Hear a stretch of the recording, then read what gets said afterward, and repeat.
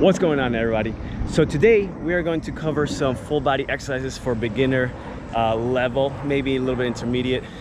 What do I call a beginner level trainee?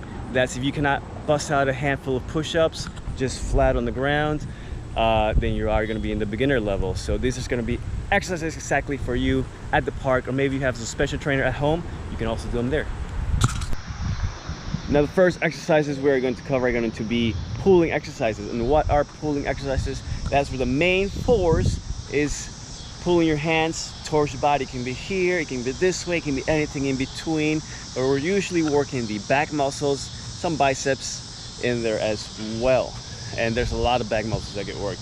Now the first one's going to be our row. When we do our body weight row, we're going to use the swings here. We're going to grab with each hand. The main thing is keeping the body completely straight and moving the shoulder blades. What I think about when I tell people to do is when they pull, to spread the collarbones apart. That's going to make sure the shoulder blades squeeze hard together, and we're actually getting the most work done with the upper back muscles, and we're not rounding like this with the shoulder. Boom. Spread the collarbones when you do the rows.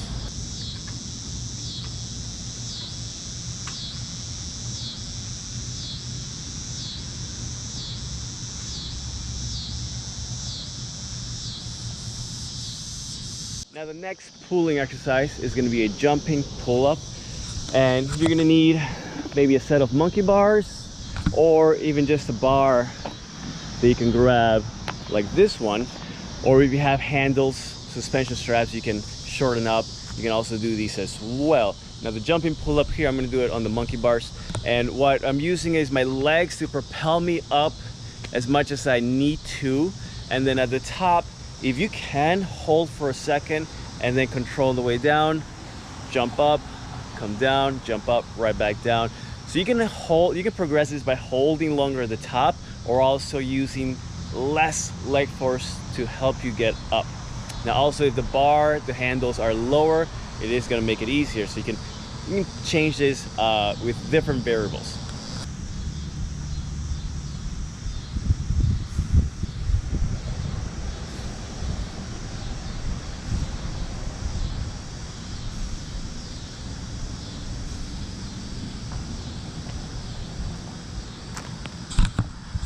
So that's our jumping pull-up. Notice when I did the monkey bars, I did it on the end to make sure I wasn't gonna hit my head or my face on the bars. If you got big space in the middle, you can also opt to do them between the bars, but safety first, folks. Don't bust your face on the bars. All right, so now we're gonna get into some upper body pushing. What is upper body pushing? Well, now that's the opposite of our pulling. We have our hands going away from the body as the main force. It can be here, it can be down here, it can be up here, or anything in between. That's going to involve mostly chest muscles, shoulders, and triceps. Pretty big muscles, usually the beach muscles that we think about. So the first one we're going to do here is a push-up with the hands elevated. Now the hands elevated push-up is going to make things quite a bit simpler, and also make it easier so that we can help learn how to keep the body straight in a nice plank position as we go through the full range of motion. Now, something to really keep attention to when you do the push-ups is 1, butt cheeks clenched to make sure the body stays straight, and 2, arms about 45 degrees from the body at the bottom position. So we can use something like this bench that has the back of the bench is pretty high, or you can use a table even, like a little picnic table, or a little bit of a lower bench like this.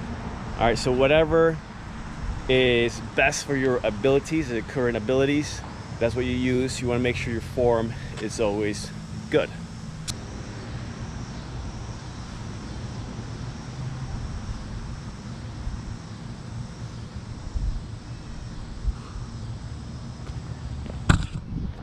Now what you can do with the push-ups as well is take them to the swings. Now this is going to add quite a bit more instability.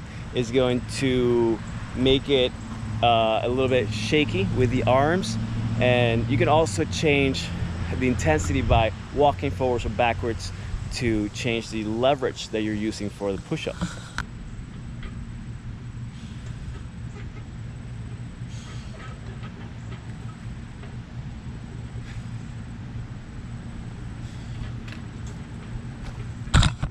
So that's quite a little bit harder variation on the push-up than just having the hands steady on an elevated surface. So the lower your hands get to the floor, the harder it is. So eventually you can do feet elevated push-ups as well. Now training the shoulders is a little bit challenging without equipment. This is one of my favorite ones. Now the shoulders, most people think, all right, some overhead presses, maybe some lateral raises, but what we're gonna do is keep the arms straight and we're gonna have the feet elevated on the bench here, and we're gonna do some walkouts. So the elbows will stay straight, knees stay straight as well. When you do this, palms firmly planted on the ground. A lot of people tend to go like on the knuckles or something like that because they have wrist issues. You have wrist issues, you need to take care of that. But palms on the ground so you're solid on your hands.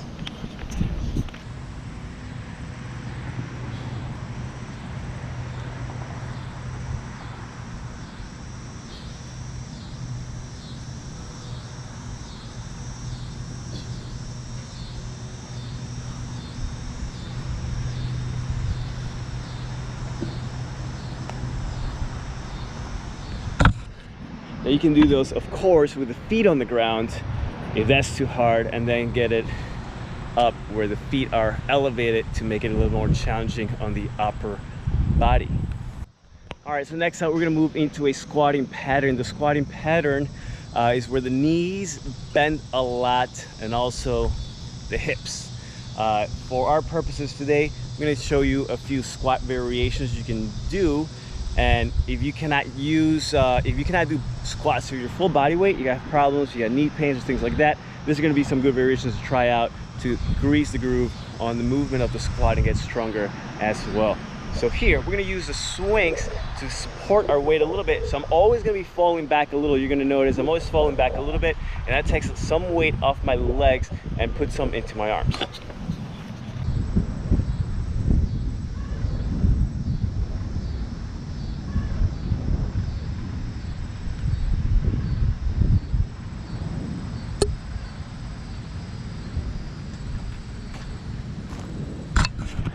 Now, one of the main things when you do that squat is think about stretching your groin at the bottom position as you lower into the squat. So my hips are always stretching outwards. That's what usually makes a big difference for people, is stretch the groin, open the groin. All right. Now you can take those, if you can do squats really well, now we can add some explosives to it and make it a jumping squat just like that.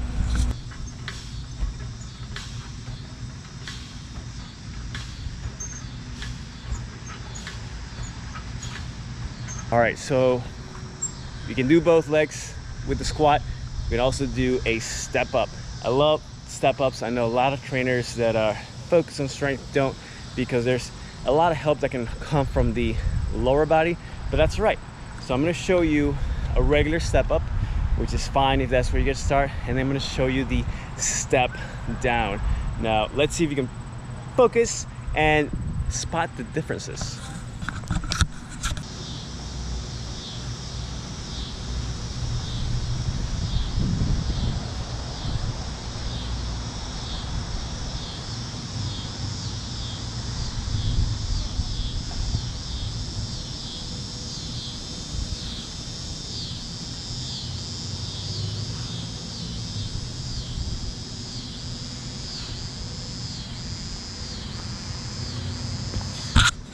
All right, folks, so what were the differences between the step up and the step down?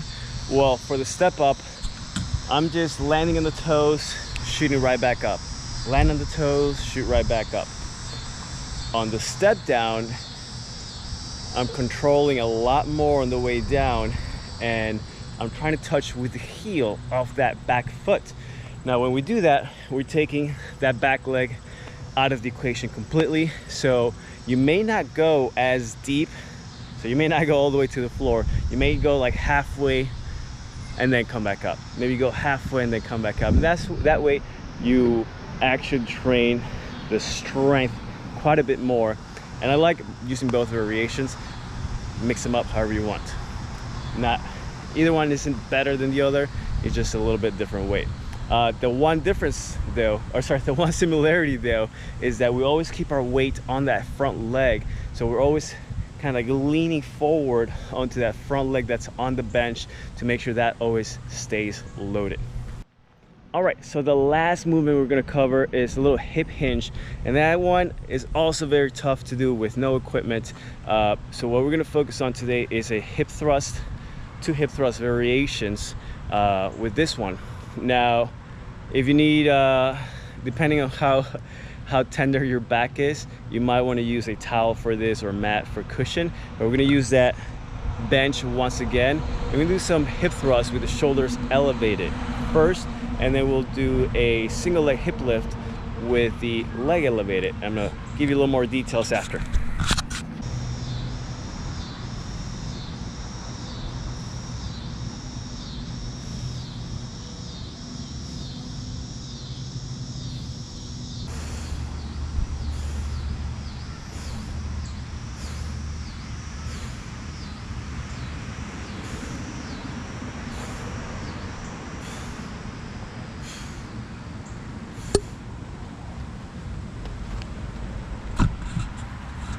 All right, so I did a shoulders elevated hip lift. My shoulder blades were on top of the bench. We're driving mostly through the heels to come up with the hips to the sky, squeezing the butt cheeks every time. Now that should get pretty easy quickly.